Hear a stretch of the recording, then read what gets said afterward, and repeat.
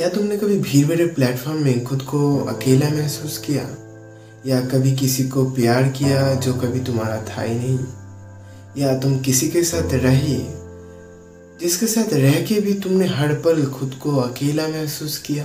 Life in a metro movie भी इन्हीं कुछ चंद सवालों के रिफ्लेक्शन है जो कभी कभी आपको हंसाती है, कभी बहुत रुलाती है और बहुत कुछ सिखा के जाती है। देखो वालों, जिंदगी भी मेट्रो जैसी ही होती है, किसी की परवाह ना करते हुए अपने रफ्तार से चलती ही रहती है। हम हर दिन जाने अनजाने कितने ही लोगों से मिलते रहते हैं, उन्हीं मेट्रो की पैसेंजर्स की तरह। इन्हीं जाने अनजानों के भीड़ में किसी को अपना साथी मिल जाता है, या किसी को अपना बिछड़ा हुआ प्यार, या किसी को कुछ भी नहीं मिलता। यहाँ तक कि उनके पास जो था वो भी शायद पिछले ही स्टेशन में छूट चुका होता है। जहाँ पर ऐसे कुछ मेटाफोरिकल या फिलोसॉफिकल बातों को मद्देनजर रखते हुए कुछ कैरेक्टर से इंट्रोड्यूस करवाया जाता है। जहाँ पर पहले आते हैं मोंटी एंड श्रुति, जहाँ पर मोंटी एक 30-35 साल का वर्जिन आदमी होता है जो कि अपनी शादी के लिए बहुत ही डेस्परेट है, जो कि अभी तक बहुत लड़कियों के साथ डेट पे जा चुका है, और श्रुति उसकी 29वीं डेटिंग पार्टनर होती है। और यहीं पर आती है श्रुति जो कि 30-32 साल की एक लड़की है जो कि इस भीड़ भरी जिंदगी में अपने परफेक्ट लाइफ पार्टनर की तलाश में है। जहाँ पर सेकंड जो जोड़ियाँ थे वो है अमोल एंड शिवानी की, जहाँ पर दोनों ही ओल्ड एज लवर्स है, जहाँ पर उनके जीवन में समय की कमी हो सकती है पर प्यार है बहुत ज्यादा। जहाँ पर जो थर्ड जोड़ी है वो है शिखा एंड आकाश की, जहाँ पर शिखा बोलने के लिए तो किसी की पत्नी है बट उसके जीवन में ना है प्यार, ना है कोई चाहने वाला।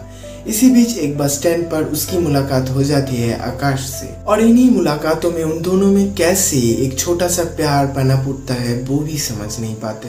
और एक लव ट्रायंगल दिखाया गया है जिसके मेन कैरेक्टर्स है रंजीत, नेहा और राहुल। जहाँ पर रंजीत एक शादीशुदा मर्द है, नेहा और राहुल के ऑफिस का बॉस है, जहाँ पर नेहा के साथ उसका एक अफेयर वाला रिलेशन भी चल रहा है। और इसी बीच एक ट्रेजेडी के चलते राहुल को नेहा से और नेहा को राहुल से प्यार हो जाता है। जहाँ पर इस मूवी में इन्हीं 4 कहानियों को बहुत ही सुंदर तरीके से दिखाया गया है।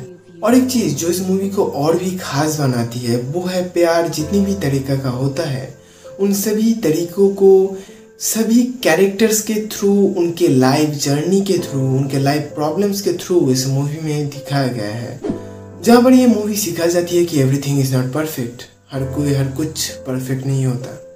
कुछ चीज़ों को ऐसे ही एक्सेप्ट कर लेना चाहिए, शायद वो इंसान या वो चीज़ कुछ दिनों बाद आपके सबसे फेवरेट बन जाए।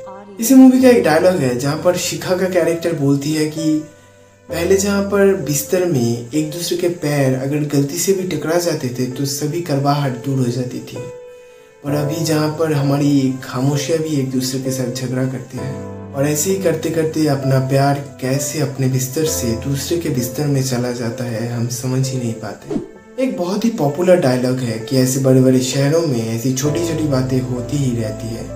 क्या ये बातें इतनी छोटी है?